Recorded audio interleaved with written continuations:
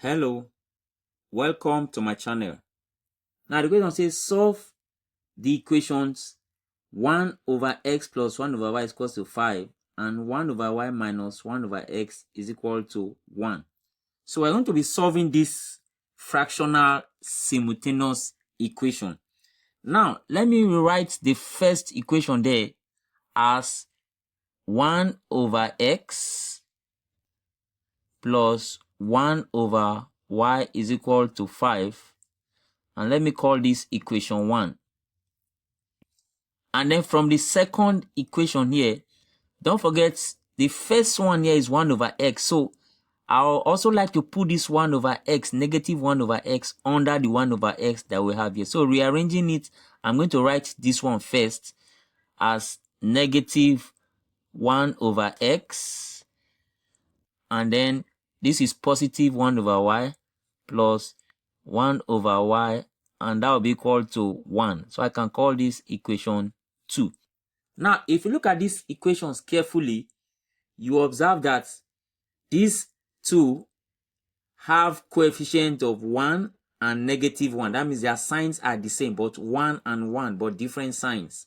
So for us to eliminate 1 over x now, we are going to add them together. Don't forget, one method of also solving this simultaneous equation is to take 1 over x as another letter, let's say a, and then 1 over y as b, and then you solve it, and then later you substitute the value of 1 over x for a. But I don't want to do that because it's longer than this method I'm applying.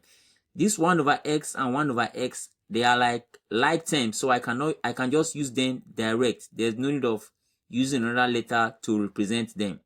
So now this is positive 1 over x and this is negative 1 over x. Their coefficients are the same, 1, and this is also 1, but different signs. So when you have the same coefficient like that but with different signs, what you need to do to eliminate that particular term is to add them together. So if you add positive 1 over x added to negative 1 over x, then the 1 over x becomes 0. So 1 over x has become 0. Let me rule a line. 1 over x has become 0. And then 1 over y plus 1 over, don't forget we are adding now. 1 over y plus 1 over y should give us 2 of them. Don't forget they are like terms. So 1 of it added to the other one becomes 2 of it.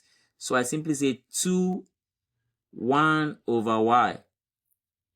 And that will be equal to 5 plus 1, and that is 6. Because we are adding together. So 5 plus 1 will give us 6. Now for me to get the value of y, I can simply cross multiply. So 2 multiplied by 1, this will give me 2. And then is equal to 6 multiplied by y, that is y multiplied by 6 will give me 6y. So I'm cross multiplying. This is 2 here. Don't forget this is like 2 over 1. So 2 multiplied by 1 is 2. Then multiplied by this 1 will give me 2.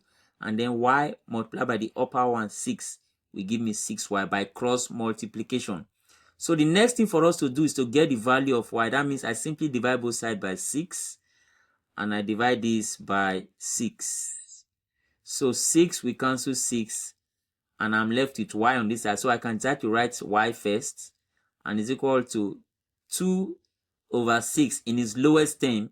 2 in 2 is 1, and then 2 in 6 is 3. So 2 over 3 in its lowest term is 1 over 3. So we now have the value of y as obtained there. Now we can pick one of the equations. So let me pick equation 1 so that we can substitute the value of y and then obtain the value of x in that equation. So let me pick equation 1, which is written as 1 over x plus 1 over y is equal to 5.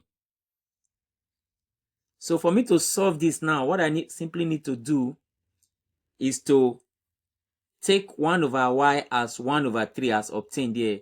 So I'm going to say 1 over x plus 1 over, don't forget y is 1 over 3. So 1 over y means the inverse of y, which becomes 3 over 1. So this becomes 3. Don't forget 3 over 1. Because we are taking the inverse of y. So it becomes the 3 goes up and the 1 comes down. So that gives us 3 over 1, which is then as 3. And that will be equal to 5. Then the next thing for me to do here now is to leave 1 over x on this side and then take 3 to the other side. It becomes 5 minus 3. When this positive 3 goes to the other side, it becomes negative 3. So I now have 1 over x is equal to 2. So from there, I can now cross multiply. And then that will give me 1. This is, don't forget, this is like 2 over 1. So x multiplied by 2 will give me 2x and is equal to 1 multiplied by 1 will give me 1. So in order to get x, I divide both sides by 2. I divide this by 2. And then I have 2, we cancel 2. I have x is equal to 1 over 2. So finally, I can conclude by saying x is equal to 1 over 2 and y is equal to 1 over 3 as we have obtained before. So these are the final answers to the questions. Hope you enjoyed this video. Thank you for watching and don't forget to subscribe to this channel and I'll see you in the next video.